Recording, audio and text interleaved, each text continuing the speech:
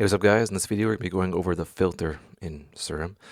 The filter is this section right here, and it is off by default, so we will filter enable, and we'll see this little pop-up right here. This is the kind of a spectrum overlay of what's going on.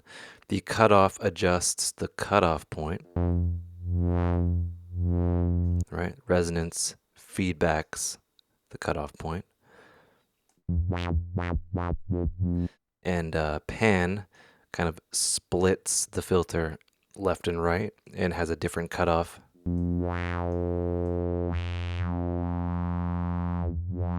Right, so you can get kind of like an interesting widening effect just with the filter. The drive will saturate whatever is in A or B, whatever you have routed, it'll drive it into the filter. So you get more of like a smudginess. Sorry for that saturation or clipping. And fat will boost the overall volume without clipping. So say if you have it like level really low, right, you can do that. So there's that. The mix will kind of do it in series. So you'll have, so it's fully wet, so it's all filter, or you can have it 0, so the filter is bypassed. So we'll just do that. You can also click here for level, and that'll just have the overall level come down, which is pretty useful. And yeah, the actual filter layout changes as you move around. So routing is kind of important. So you'll notice that the A switch is toggled, so oscillator A is being routed into the filter. If we turn on oscillator B, right, to, you know, something different, we'll boost that up. It's not being driven through the filter. We can select oscillator B, so it's now routed.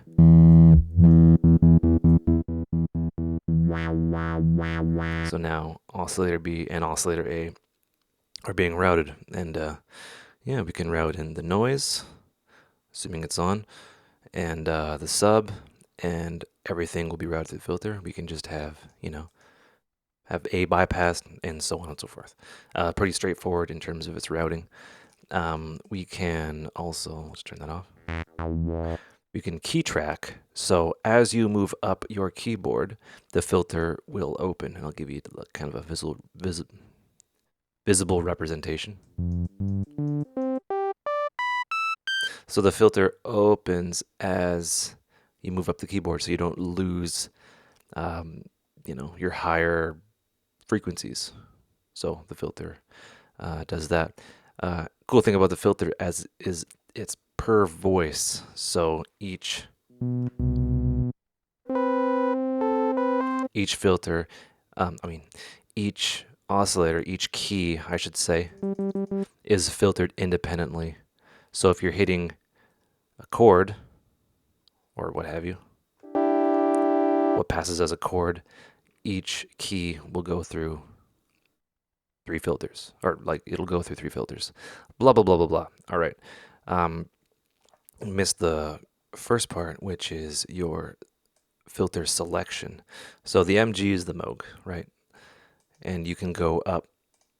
You'll notice that there's 16, 12, 18, 24. These are cut off. It's how steep the cutoff filter is, the slope. So you notice that 24 is a lot steeper than 12. And that's just like, it's the difference between 1 pole and 4 pole. So we'll turn off key tracking. Right, and these are ladder type filters, or Moog type filters. Then you have your basic state variable. These are all low pass. You have your high pass. Different filters here, and you have your band, this is useful for kind of like bass boosting. you can find a cool little spot there and then adjust the mix. So it's kind of like a peakish type thing, and you can modulate that or do whatever you want. In the band, we have peak, which is kind of like an EQ type thing. I'll just kind of boost it, and one particular area, it's kind of like, yeah, it's just regular peak filter.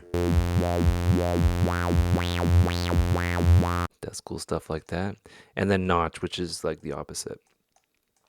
And we'll do that. We'll go 24. So as you go up, the numbers mean basically steeper, right? And those are your basic filters. You have multi-filters, which are cool. So L would be low pass. H would be high pass, right? And we have band, B, and then P, peak. So these are kind of two filters in one. I'll give you a better example. We'll go low and high pass. So there's the low cutoff, and then the high cutoff, right? And then the resonance is kind of linked to both.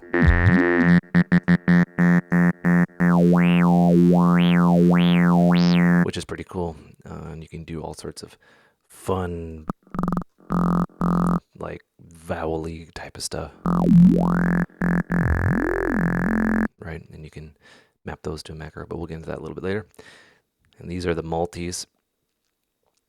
Pretty fun. The flanges, which are, a bunch of peaks and valleys affected when you boost the resonance.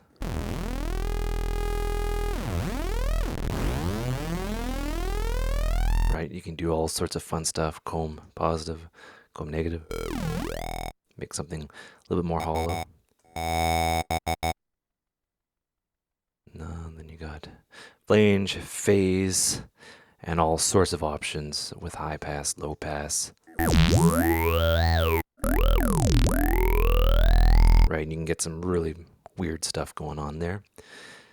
MISC, just these don't fit into any one thing. Think of this as, oops, what am I doing? Yeah, this is kind of like an EQ style band. High pass, kind of adding a slope, positive and negative. So you can boost and cut, kind of a utility, kind of just shape something. Ring mod, which not so much a filter, but wait, not so much. Right. And different ones. Sample and hold, which is like kind of a redux.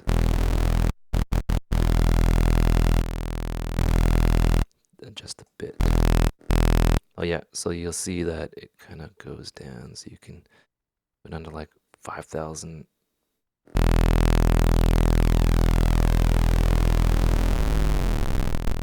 All the way to 0, which is pretty neat. Think of that as like the redux in Ableton. You got a comb filter.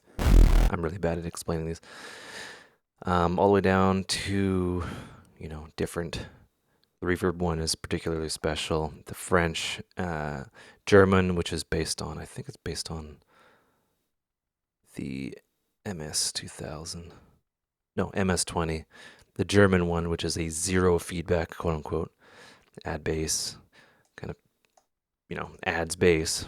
And something that you might be interested in is the format, which is kind of a vowel filter,